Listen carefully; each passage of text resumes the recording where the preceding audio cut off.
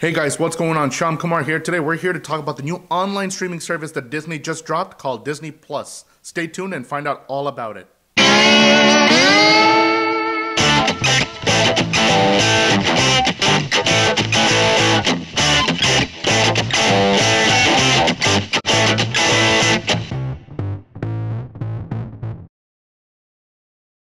Hey guys, welcome back. Today we're going to be talking about Disney Plus, the online streaming service that dropped on Tuesday, November 12th, to a much anticipated audience who were also sort of disappointed on day one because the Disney Plus service had its share of issues.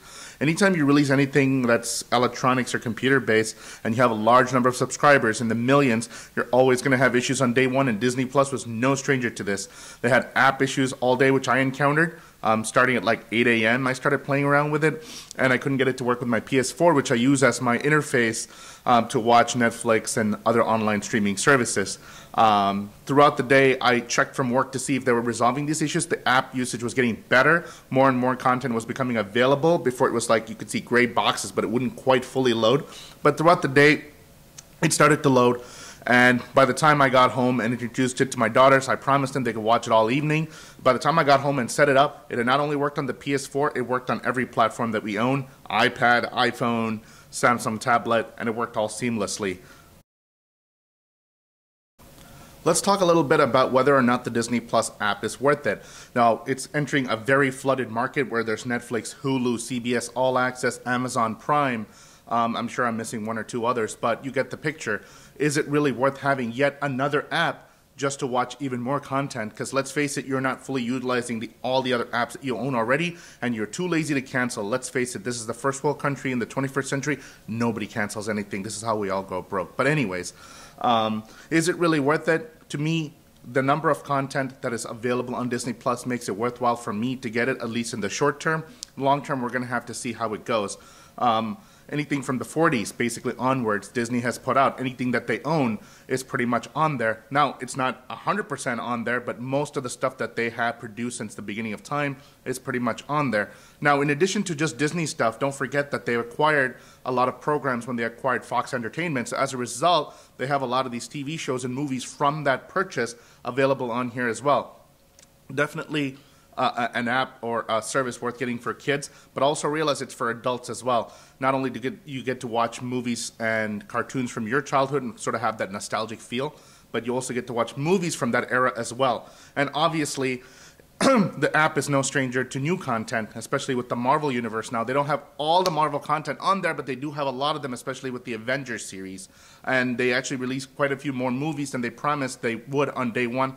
One of the examples is Avengers Endgame, which they said they won't be available till December, was actually available on day one, which I thought was really cool. They had extra movies like Iron Man 1 and Thor on there, Thor 1.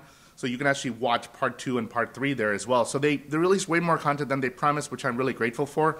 Another cool thing about the Fox Entertainment acquisition is the Simpsons series that they put up, all 30 seasons of it. Now, I heard there was some technicality with the way it's projected or the aspect ratio, but I'm sure that's something they'll be fixing in the next few weeks. Another cool thing that I liked from my childhood is the X-Men animated series that they have on there. It sort of brings me back to my childhood on Saturday mornings.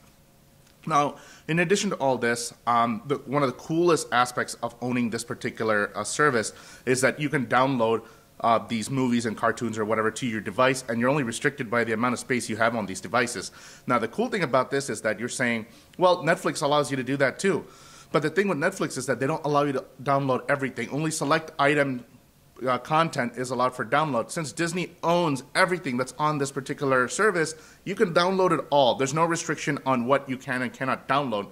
Now, this is a really cool feature that I've not seen before for obvious reasons of who owns who and who owns what content.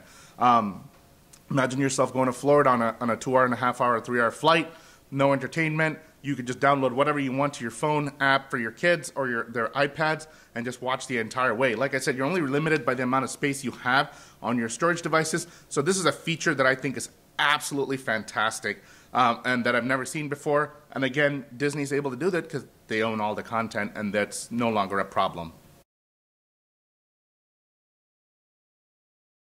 Now, every service has something unique about them. Amazon Prime developed their own shows like Man in the High Castle, just to give you an example. Netflix had to make their own shows because no one would sell them shows anymore.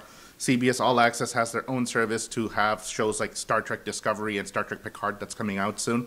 So what makes Disney Plus unique? They are also sort of jumping in on that bandwagon and starting to produce new Star Wars TV shows, which we haven't seen in forever. That is like not like animated or for kids or whatever. The Mandalorian series is for adults, and it's actually released on there. The first episode's already up. The reviews have come out on that. I have not watched it yet. I'm looking forward to it.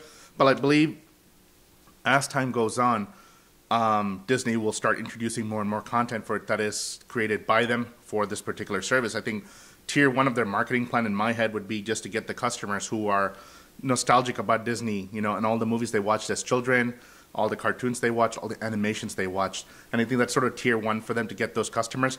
They already have 10 million people signed up for this. Now, I don't know how many of those people are people who signed up early who got a deal for like $3.50 a month like myself.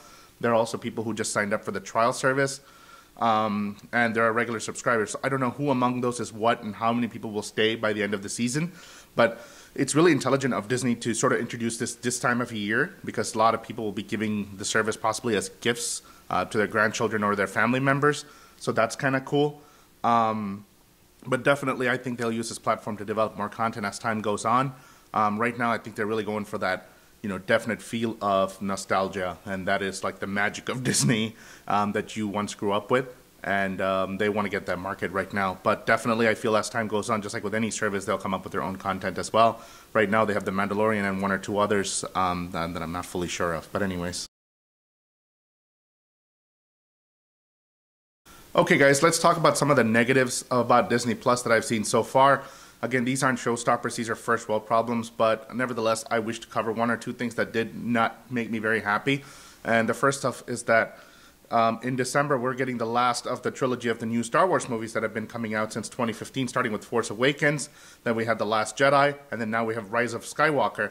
Now, the first Force Awakens is available on the Disney Plus service, but The Last Jedi is not. Because of contracts that they have with Netflix and other services, it is not available to watch on Disney Plus at this time. Again, this is not a showstopper, but it does say when you search for The Last Jedi on the Disney Plus service that it will be available starting December 26th, which is after the release of The Rise of Skywalker.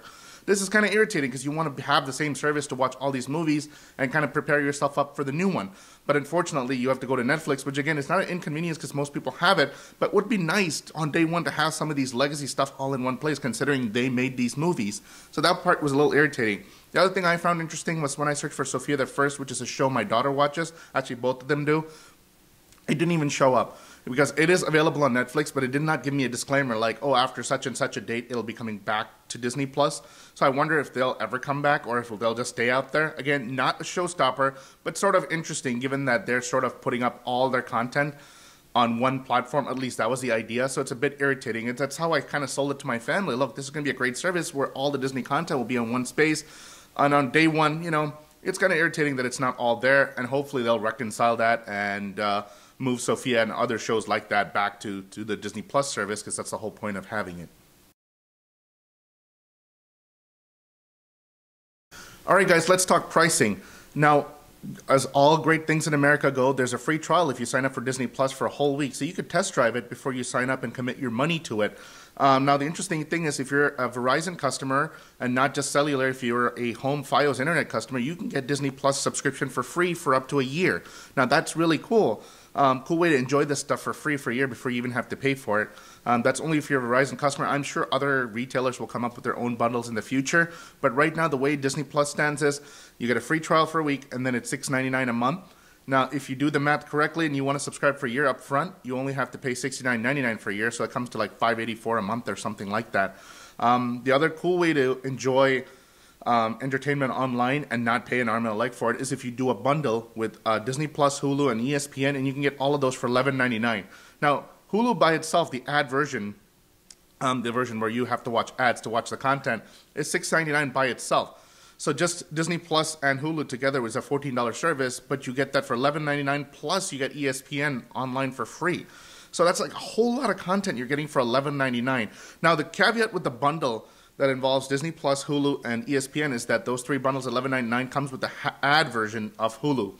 Now, there is a way to sort of cheat the system and get Hulu ad-free and get the bundle at the correct price, but it involves you signing up separately for each of these services, and then Disney will apply the credits towards your Hulu bill and then your credits towards your ESPN bill. So it'll be 3 different bills, but you'll get a great deal and the ad-free version.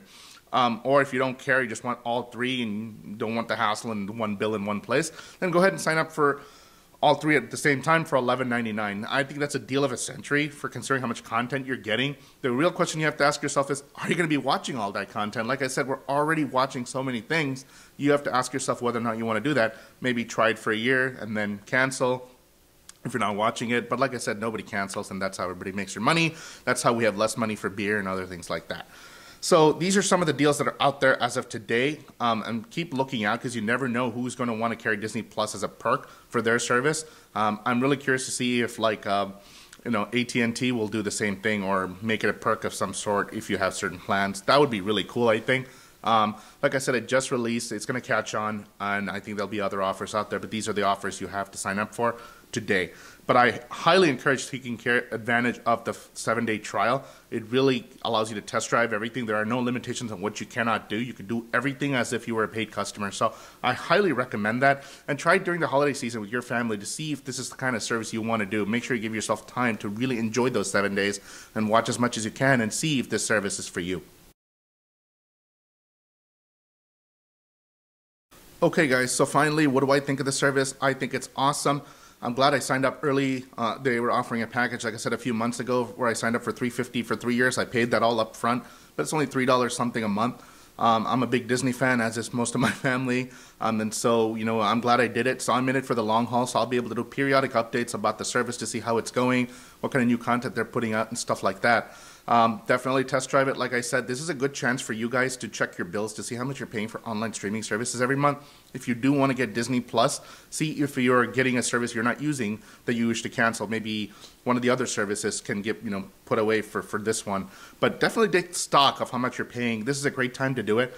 The reason for that is because you're watching probably all these services or paying for them, but you're not really watching them. I did that and I took stock and I realized I'm paying for something that I'm not watching. So if you're really worried about the money, kind of see what services you actually do watch and maybe make a sacrifice if you decide to go with Disney Plus. But I highly recommend the service. I'm a big fan. I'm going to keep it. There are some growing pains that are there in the beginning, but I'm sure Disney will address it. If you ever went to Disneyland or World, you'll know the class service they offer over there. They're an institution that cares about their customers. So no matter what, I think it'll be a good service, and I think the content will grow in not only number, but I think they'll produce high quality content. And the growing pains that I listed earlier, among other things out in the internet, I'm sure those will be rectified soon. Disney doesn't pay me to say all this. I'm just a happy customer. So I really hope you enjoyed this video, and please drop in the comments what you think about this review that I did of the Disney Plus service. Please subscribe, comment, hit the like button, and look out for my next video. Until then, I'm Shyam Kumar, the Minister of Everything. See you next time.